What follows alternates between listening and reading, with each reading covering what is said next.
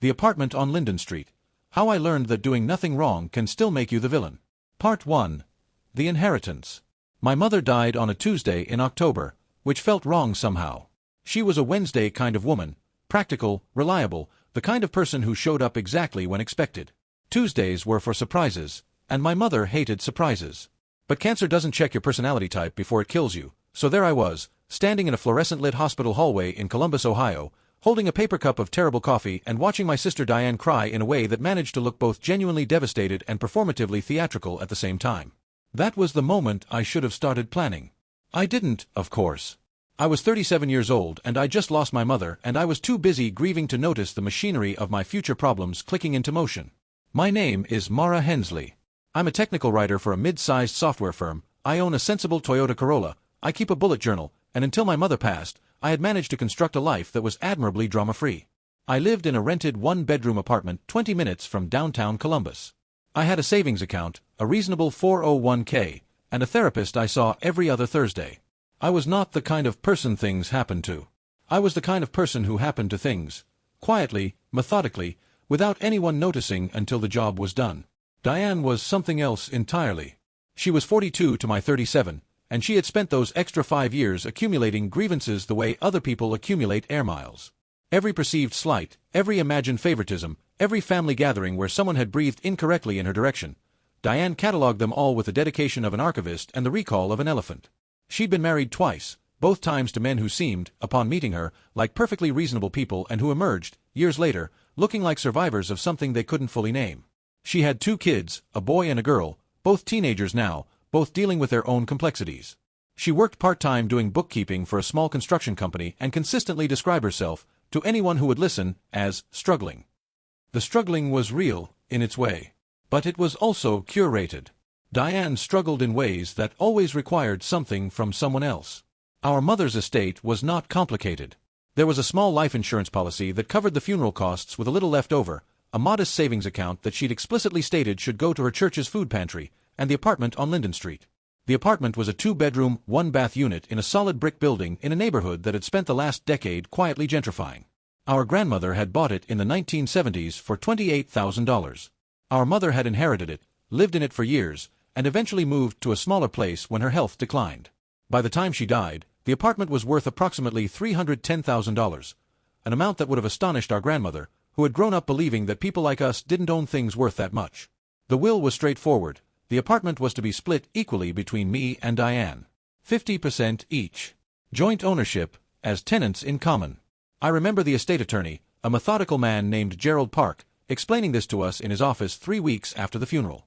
He was careful and precise in the way that people are when they're trying to preemptively defuse something they can sense is going to explode. You have several options, Gerald said, folding his hands on the desk. You can sell the property and split the proceeds. You can have one party buy out the other's interest.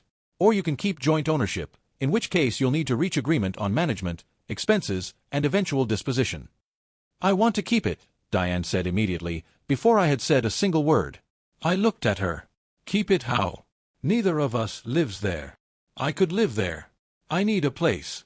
She was already doing the thing with her eyes, the slight widening, the suggestion of tears that weren't quite there yet, held in reserve like a tactical asset. I'm struggling, Mara. You know that. You have your apartment, you have your job. I have nothing. She didn't have nothing. She had a 3-bedroom house she rented with her current boyfriend, Gary, and she had her kids, and she had, I would later discover, roughly $14,000 in a savings account she had described to me, not 3 months earlier, as completely wiped out. But I didn't know about the savings account yet. And I was still soft with grief, still trying to be a good sister, still operating under the assumption that Diane and I were fundamentally on the same team. We could talk about it, I said. Gerald gave me a look that I would only understand about 8 months later. It was the look of a man who had seen this particular movie before and knew exactly how it ended. Part 2. The arrangement and its unraveling. We agreed, and I used that word with the full awareness of its inadequacy, that Diane would move into the apartment on Linden Street at a below-market rent. The building had a homeowners association with monthly fees of $340 and property taxes that worked out to roughly $420 per month when divided across 12 installments. There was also a building insurance policy that came to about $180 per month. All in, the carrying costs were roughly $940 per month, which meant Diane and I were each responsible for $470. I drafted an agreement. A simple, clear, 2-page document laying out who owed what, when payments were due, and what would happen if either party failed to pay. I sent it to Diane. She said she'd look it over. She never signed it. I should have stopped there. I should have said, no signature, no deal, we list the apartment immediately. Instead, I gave her the benefit of the doubt, because she was my sister and our mother had just died and I was trying to be a decent human being. The first month, she paid her $470. It arrived 3 days late and she texted me a long message about how hard things were and how much she appreciated my patience. I said it was fine. The second month, she paid $200 and said she'd catch up the following month. The third month, she paid nothing and did not respond to my texts for 11 days. By month 6, she was $1,840 behind on her share of expenses. I was covering the full carrying costs every month because the HOA fees and property taxes didn't care about my sister's financial situation. They just sent notices, and I had enough self-preservation instinct not to let a lien develop on a property I co-owned. I called Diane. She cried. She talked about Gary's hours being cut and her youngest needing dental work and how she was trying so hard and didn't I understand how difficult her life was? I said I understood, and that I still needed her to pay her share. She said I was being cold. She said our mother would be disappointed in me. I got off the phone and sat in my apartment for a long time, staring at my bullet journal, feeling the specific exhaustion of someone who has been cast as the villain in a story they didn't write. The family started calling in month 8. First it was our Aunt Patrice, who lived in Cincinnati and had opinions about everything. Diane tells me you're threatening to sell the apartment out from under her, Patrice said, in the tone of someone delivering a verdict. She has children, Mara. I haven't threatened anything, I said. I've asked her to pay her share of expenses. She's struggling. I know. But the property taxes don't care that she's struggling. There was a pause. Your mother would want you to take care of your sister. I thought about pointing out that my mother had also presumably wanted Diane to honor her financial obligations, but I knew this line of reasoning would get me exactly nowhere. Next came our cousin Brian, then our mother's oldest friend, a woman named Dorothy who had known us since birth and who clearly had heard only one version of events. Then our Uncle Ray, who I had not spoken to in 4 years and who apparently felt that Diane's housing situation was the appropriate occasion to re-establish contact. Diane had been busy. Part 3. The documentation. It was my therapist, a calm and practical woman named Dr. Susan Okafor, who said the thing that finally shifted my thinking. You keep describing this as something that's happening to you, she said during our Thursday session. But you have agency here. What do you actually want? What did I want? I wanted to sell the apartment, take my $155,000, pay off my car and beef up my retirement account and maybe finally take that trip to Portugal I'd been postponing for 3 years. I wanted to stop subsidizing my sister's housing while she told the extended family that I was a monster. I wanted, more than anything, for the math to be acknowledged, because the math didn't lie, and the math said that in 8 months I had paid $3,760 of Diane's expenses while she paid $200 and blamed me for her circumstances. I want out of this arrangement, I said. But she'll never agree to sell. So find out what your options are, Dr. Okafor said.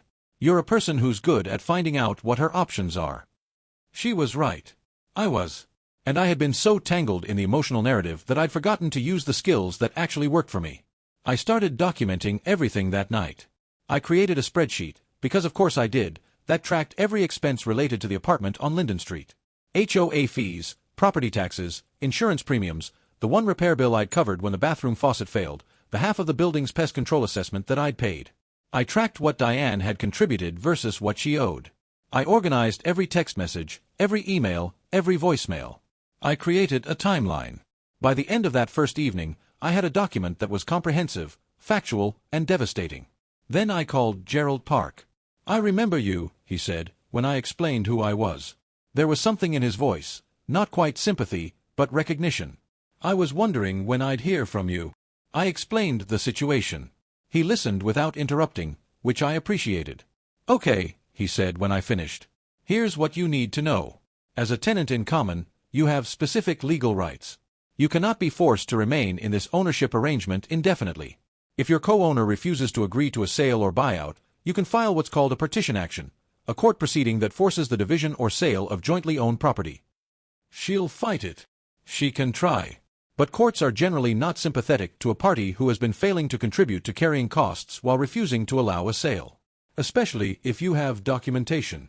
I thought about my spreadsheet. I have documentation. Good, Gerald said. Keep building it. And Mara, don't communicate with your sister about the apartment anymore without keeping copies of everything. Everything. I asked him to explain the partition process in detail. He did. Then I asked him about the money Diane owed me for the carrying costs she hadn't paid. He explained that in a partition action, the court could account for contribution disparities, meaning that when the apartment was eventually sold, the party who had paid more of the carrying costs could potentially be reimbursed from the proceeds before the remaining balance was split. I wrote down every word. That night, I drafted a formal letter to Diane. Not an emotional appeal, not a plea, not a rehashing of our relationship history. A simple, factual document, a statement of the outstanding balance she owed, for $1,230 by this point, a request that she pay her going forward share of expenses on time, a statement that I wished to discuss the future disposition of the property, and a line, carefully worded by Gerald on a follow-up call, indicating that if we could not reach an agreement, I would be exploring my legal options. I sent it certified mail with return receipt requested. I also emailed it. And I texted her to let her know it was coming. Update 1, Month 9. Diane did not respond to the letter. What she did instead was call Aunt Patrice, both cousins, Dorothy, Uncle Ray, and apparently 2 women from our mother's church group, and tell them all that I had sent her a legal threat and was trying to steal her home. The phone calls resumed. This time they were angrier. She's been living there for months, Brian said. You can't just throw her out. I'm not throwing her out, I said. I'm asking her to pay her share of the expenses and have a conversation about what we do with the property long term. She says you want to sell it. I do want to sell it, yes. I'm entitled to want that. I own half of it. It's Mom's apartment. This one landed harder than I expected. I took a breath before I answered. Yes. And Mom left it to both of us. Equally. That's what the will said. Brian made a sound that conveyed profound skepticism about my character and hung up.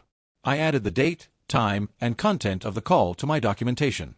What I did not do, and this was the hardest thing, the thing that required the most conscious effort, was respond emotionally to any of it.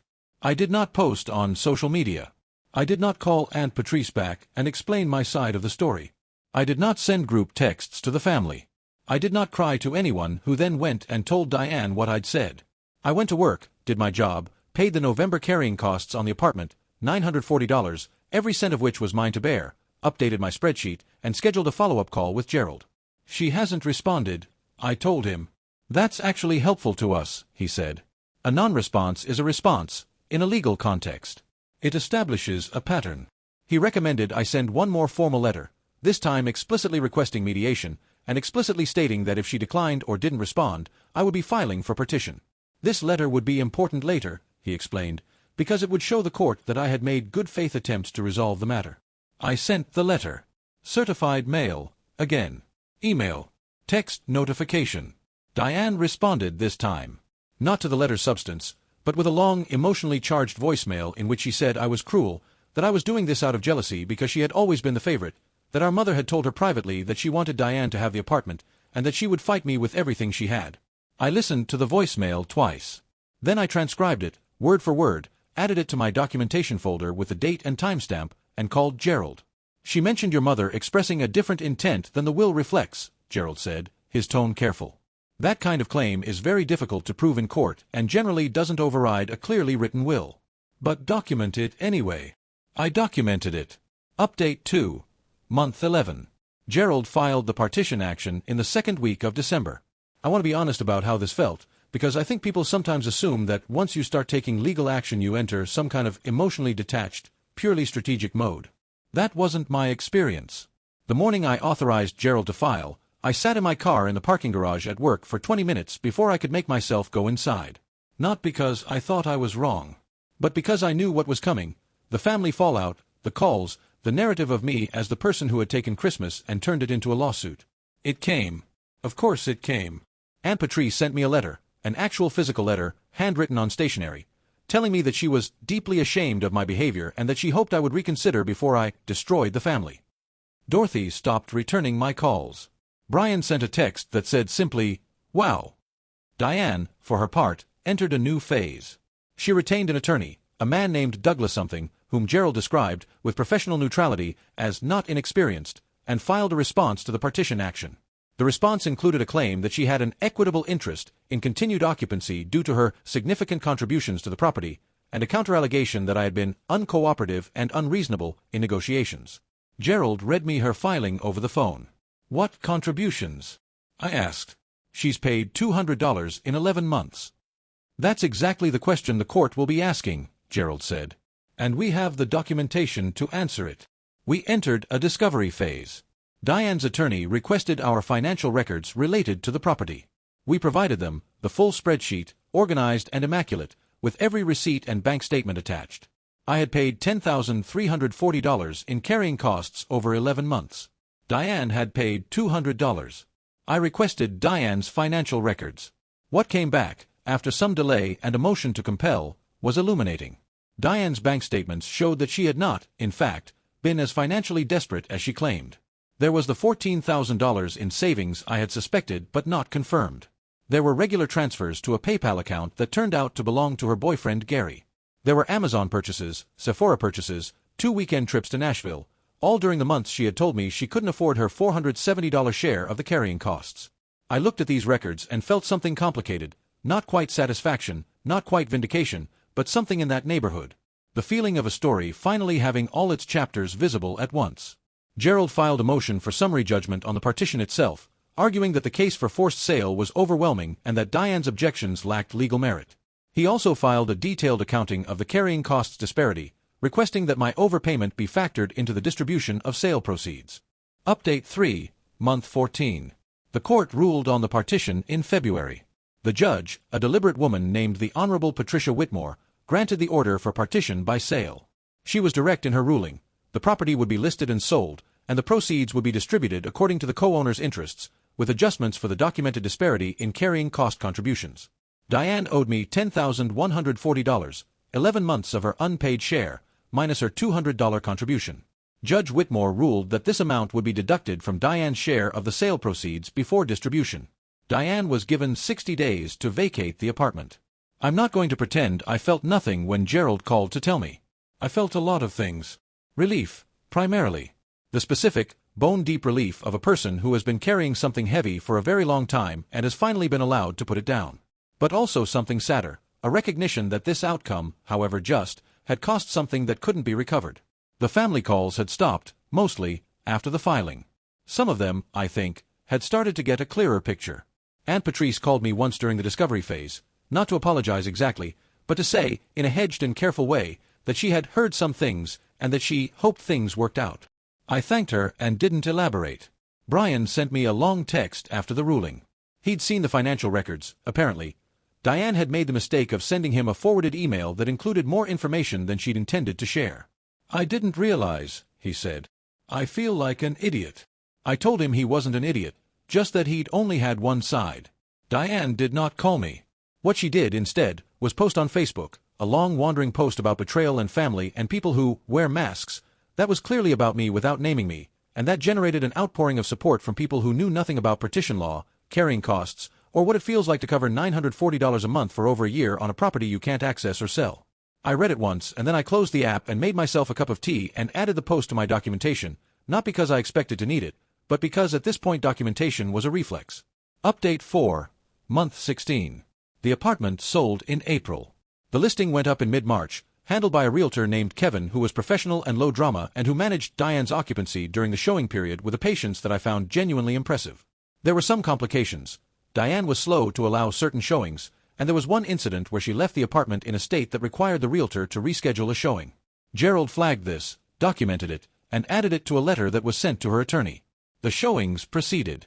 The apartment on Linden Street sold for $318,500, which was slightly above asking price.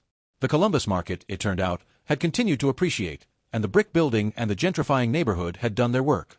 After agent's commission and closing costs, the net proceeds were $298,400. My share, accounting for the $10,140 carrying cost adjustment, came to $154,270. Diane received $134,130, still a significant sum, but reduced by the amount she had owed me and refused to pay. I thought about the fact that if she had simply paid her share, she would have received $10,140 more. I thought about the attorney's fees she'd paid to fight a partition that was always going to succeed. I thought about the 2 trips to Nashville. The wire transfer hit my account on a Thursday afternoon in April. I sat at my desk at work and looked at my banking app for a long time. Then I called Gerald, thanked him, and asked him to send me his final invoice. I went home and opened my bullet journal and drew a single neat line through the entry I'd made in October, nearly 18 months earlier. Figure out what to do about Linden Street. Update 5. The Aftermath. It has been 4 months since the sale closed. I am writing this from an apartment, a nicer one, rented, where I have set up what I think of as my actual life. The one I was trying to build before Linden Street consumed my attention. I've maxed out my Roth IRA contributions for the year. I've started a dedicated savings account for Portugal, which now looks achievable within 2 years rather than theoretically someday. I replaced my Corolla, not because it needed replacing but because I'd wanted to for 3 years and had been telling myself I couldn't afford to. Diane has not spoken to me since the day the sale closed. This sits with me differently than I expected it to. I don't miss the relationship we had during the Linden Street years. That relationship was mostly a sight of harm. But I miss, sometimes, the idea of a sister. The relationship we might have had if she were someone different, or if I had been clearer earlier, or if our mother had written a more complicated will. These thoughts are not useful and I try not to spend too much time with them. Aunt Patrice called me in June. A real call, not a duty call. She asked how I was doing, and I told her honestly, and she told me that she had spoken with Diane and that Diane was managing. She didn't apologize for the letter she sent, the deeply ashamed letter, but she said that she thought she had probably not had all the information. I said I appreciated that. We talked for 40 minutes about things that had nothing to do with apartments or partition law, and at the end she said she hoped we'd see each other at Thanksgiving. I said I hoped so too. I meant it. Dorothy sent a card. Just a card, no letter, with a brief handwritten note that said she had been thinking of me and that she was sorry for my loss. Meaning, I think, my mother, though by then it felt like it covered several things. Brian and I have texted a few times. He's been more honest with me than most people in this situation usually are. He said directly that he felt he'd been manipulated, that he'd taken Diane's word without question, and that he was sorry for the things he'd said. I told him I understood and that I didn't hold it against him. I don't, entirely. Here's the thing I want to say to anyone who's currently in the early stages of something like this. Standing in the parking garage, sitting with a certified mail return receipt, reading a Facebook post that's clearly about you and that has 63 supportive comments from people who have no idea what they're supporting. You cannot control the narrative. I want to say you can, that if you're strategic enough and document well enough and maintain your composure beautifully enough, the people who've been told you're the villain will eventually revise their opinion. Sometimes they do. Aunt Patrice revised hers. Brian revised his. But Dorothy mostly didn't, and there are still people in my mother's church group who probably think I threw my struggling sister out of her home for no reason. The narrative is not yours to control. What is yours is the record. The record said, Mara paid $10,340. Diane paid $200. Mara sent 2 certified letters requesting mediation. Diane did not respond to either. Mara filed for partition after 11 months of good faith attempts to resolve the matter. The court agreed. The record doesn't care how many Facebook comments Diane got. The record doesn't care that Aunt Patrice was briefly ashamed of me or that Brian thought I was mercenary. The record is just what happened, documented and time-stamped and available for anyone who actually wanted to look at it. Most people didn't look at it. That used to bother me more than it does now. What I've learned, and I say this as someone who is by nature a planner, someone who trusts process over emotion and documentation over drama, is that you can do everything right and still not be everyone's hero. You can be reasonable and strategic and legally correct and thorough in your documentation and still be the person some members of your family talk about in a lowered voice for years. That's the cost of enforcing your rights in a family context. It is a real cost, and I think it's worth naming honestly rather than glossing over it with a triumphant resolution. But here is the other thing I've learned, the thing that feels more important. The cost of not enforcing your rights is also real. It's $940 a month, it's 18 months of stress, it's the slow erosion of your own sense of reality that happens when a story is being told about you that you know to be false and you have no platform to correct it. It's the particular loneliness of being the person who keeps paying the bills while everyone around you praises someone else's suffering. I paid that cost for a year. Then I hired Gerald Park and started building a different kind of record. The apartment on Linden Street is someone else's home now. The new owners repainted it a soft gray blue, according to Kevin the realtor, who told me this with a slightly wistful tone of someone who'd come to know a property well. I found myself glad about the gray blue. My grandmother bought that apartment for $28,000 in 1974, and my mother filled it with practical furniture and good cooking smells and the specific quiet of a woman who didn't have much patience for chaos. It deserved to be someone's home again. I think my mother would have understood what I did, even if she wouldn't have liked the legal proceedings.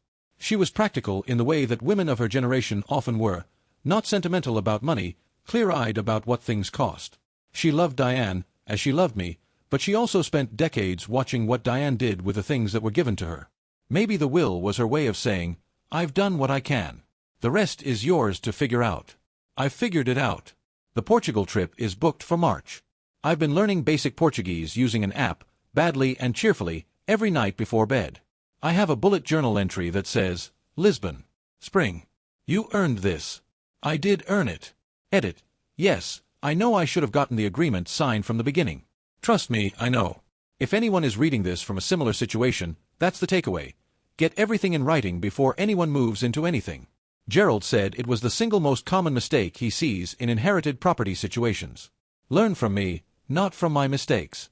Edit 2. To the people asking about Diane, she's fine. She found a rental. She has her money from the sale. She's managing, as Aunt Patrice said. I don't wish her harm. I don't wish her anything, really. I just wish her elsewhere.